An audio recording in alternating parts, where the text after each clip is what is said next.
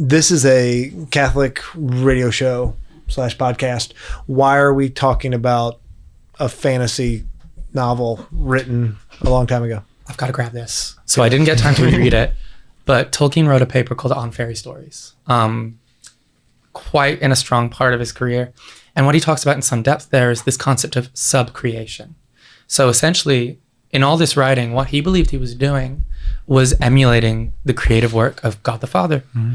And, you know, a lot of Middle-earth, a lot of all the Legendarium was trying to create that kind of saga that Britain never had. Right. Arthurian saga is one thing, but it's kind of French-Germanic as well. Sure. But I think first and foremost, Tolkien despised allegory, and yet what he was doing, this creative activity, was creation under the creation of reality of God the Father. And I think it couldn't help but seep in, you know, the characters, the narratives, the tropes. I was going to bring up exactly what you just said, because I too have read that about Tolkien and his opinion on allegory, and how, you know, when you read Lewis, when you're reading Narnia, Chronicles of Narnia or something, there are all these very clear, obviously, look, Aslan, that's Jesus, right? And there's all of that, it kind of hits you over the head with it. And I like Lewis, I prefer Tolkien. But with that in mind, right, the fact that he is almost purposely trying not to make this an allegorical tale, I think it really says something, that while it's not allegorical, he's going for, he's discussing things like virtue and goodness and truth. And when you're doing that, regardless of whether you're trying to make a book that is Catholic or a book that is Christian, that's what you're going to do. Yeah. Right. For the same reason, I think I said this on an old show, when you make a good movie or a good TV show or a good song, right? When you create a good thing, it is inherently Christian, right? Mm-hmm. Just by virtue of it being a reflection of God because of its own goodness. Yep, exactly. So absolutely. Completely agree. So you can't deny it. He has a quote that he directly talked about it, though. But can I pull it out? Girl, I have it here, maybe. Oh, you might have the same one, because Emma's the most prepared. Oh, I'm not. I really am not. I'm sorry. I'm in Miriam. I'm in Miriam. I was looking at it. I have it right that here. That makes sense. Is it the one where he said, "The Lord of the Rings is, of course, a fundamentally religious and Catholic work, unconsciously so at first, but consciously in the revision." So yeah, that's what he said about it.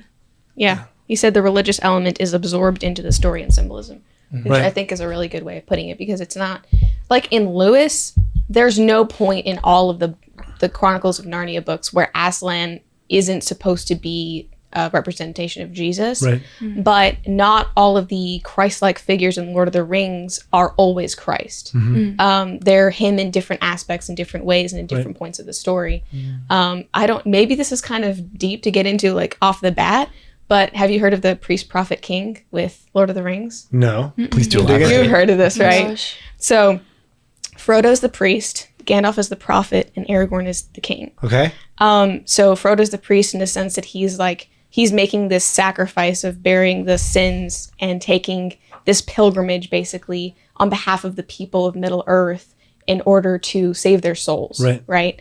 Gandalf is like this connection between God and his children, like going out and being that connection. He's the angelic being that, one of the angelic beings that Ilúvatar created. And so he's there in between as a mediator, sort of guiding them, being their sort of spiritual guidance and that sort of thing. And then Aragorn is, of course, the king. I think that's probably the most explicit out of all of the three, because he literally is a king. But, you know, he has his own kingdom. And one super cool parallel that I really love between Christ the King and Aragorn the King is that they both knew that they had this kingdom that they had inherited, but they didn't accept the role immediately. They waited until the time was right. Okay. That's cool. And the humility of it, Yeah, exactly. And just so many other things. I was doing more research on this last night, and I was king being with the hands of the healer. That's what I was about to say. Oh, so good. Because there's a part where Aragorn, I believe it's in Helm's Deep, though I could be wrong, where he's not announcing himself as the king, but he starts by going around to the people who are injured and laying hands on them and healing them. And there's this other character, I can't remember the name, but they were saying that there's a saying that you will know the king by the hands of, because he's the hands of the healer. It's in the houses of healing in Minas Tirith, and he goes through the whole city as well, right after the big battle in the movie. Right, yeah. So it's in the extended edition in a very short kind of format. This whole exchange with this beautiful song sung by Liv Tyler.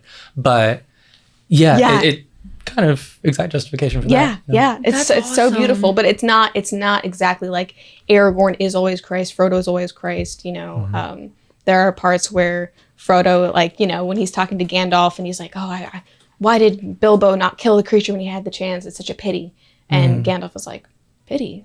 That's pity that stayed his hand. And I have another note on that, but I kind of want to give some of the other guests room to talk because I'll just keep going forever. All right, guys, thank you so much for watching. If you like this video, if you're enjoying the content, be sure to like, subscribe, and go back and watch the full-length video. We talk a lot more about this. We get into some other stuff. I think you'll love it. Thanks.